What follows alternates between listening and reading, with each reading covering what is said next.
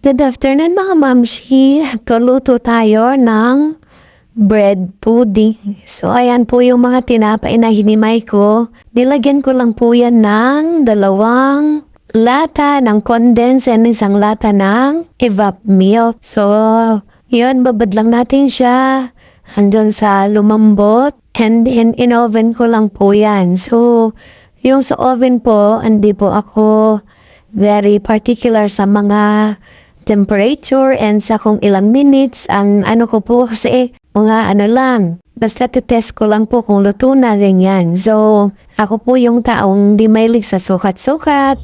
Tansya-tansya lang po tayo. Yan kasi puro mga ano lang po yan experiment na luto. Once po na may gusto kasi akong may nakita akong pagkain na sa tingin ko madali ko lang gawin. Nahilig lang po akong mag-experiment mga mamshi. So ayan, meron kasi kaming bread na hindi na ubo. Kailangan ng palaman. Hindi ayaw kainin ng mga bata pag walang palaman. So ayan, ginawa ko lang siyang pudding mga mamshi. And perfect naman para sa akin. Kaya mga mamshi, yung mga tinapay nyo dyan ng mga natitira-tira, huwag nyo pong itatapon. Kung sa tingin nyo matigas na at papa-expire na siya, ganyan, huwag nyo pong sasayangin mga mamshi. So, tanggawin nyo po, himay-himayin nyo lang po siya ng maliliit. Lagyan nyo ng milk, kung gusto nyo lang mas matamis, pwede nyo pong dagdagan ng sugar.